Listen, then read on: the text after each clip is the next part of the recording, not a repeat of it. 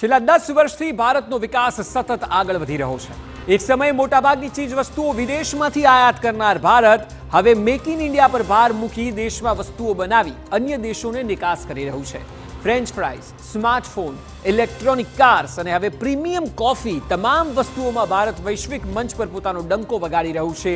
મોદી સરકારની પોલિસીએ તસવીર બદલી નાખી છે।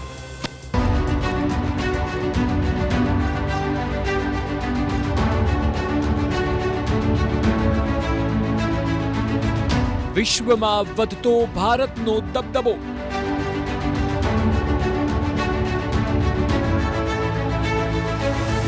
મેક ઇન ઇન્ડિયાનો વાગ્યો ડંકો।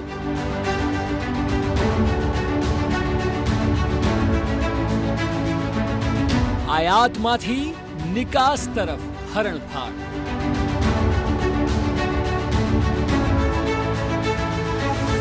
એક સમય હતો કે જ્યારે ભારત પોતાની મોટાભાગની જરૂરિયાત માટે અન્ય દેશો પર આધારિત રહ્યું।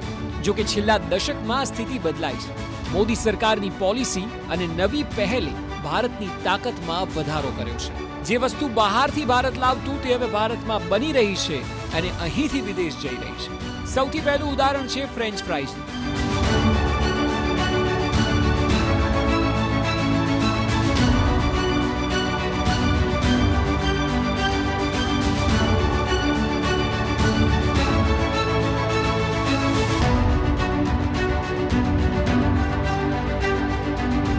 2005ની આસપાસ 5000 ટન આયાત કરવામાં આવતું, જે 2010-11માં વધીને 7863 ટન પર પહોંચ્યું।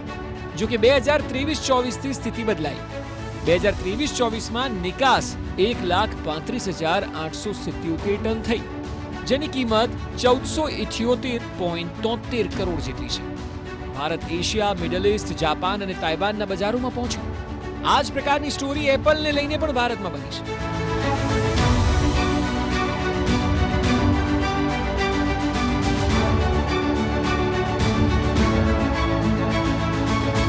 2024માં આઈફોને 1 લાખ કરોડના ફોન અહીંથી નિકાસ કર્યા।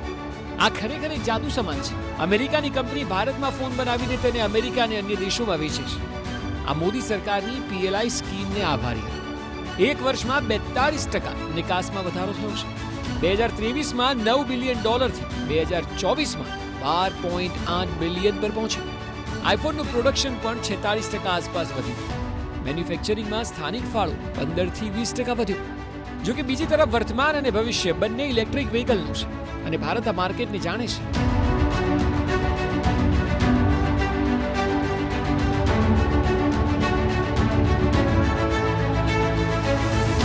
એટલે જ પહેલીવાર મેડ ઇન ઇન્ડિયા કાર નિકાસ થઈ।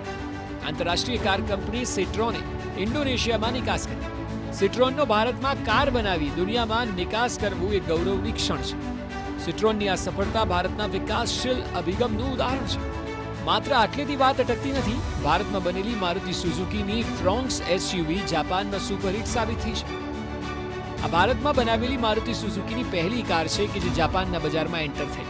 ઓગસ્ટ 2024માં ભારતની 1600 યુનિટનું પહેલું કન્સાઇનમેન્ટ જાપાન પહોંચી પણ ગયું। ભારત માટે સૌથી વધુ ગૌરવની વાત એ છે કે જાપાનીઝ કંપની મારુતિ સુઝુકી ભારતમાં કાર બનાવી જાપાનમાં વેચે છે। આ SUV હાલમાં 70 દેશોમાં નિકાસ થઈ રહી છે।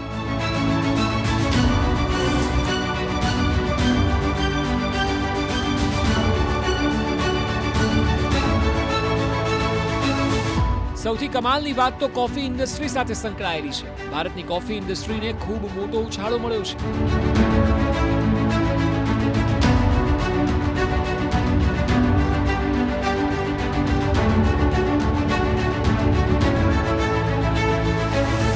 વર્ષ 2020-21માં $719.42 મિલિયન નિકાસ થઈ, જે 2023-24માં $1.29 બિલિયન પર પહોંચી ગઈ।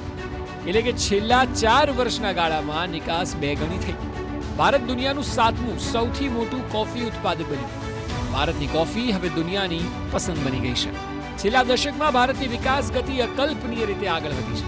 વિદેશમાં ભારતની શાખમાં વધારા પાછળ મોદી સરકારની પોલિસી અને તે પોલિસીને આધારિત ભારતની સતત વધતી ઉત્પાદન શક્તિનો સૌથી મોટો ફાળો છે। Bureau report, TV9।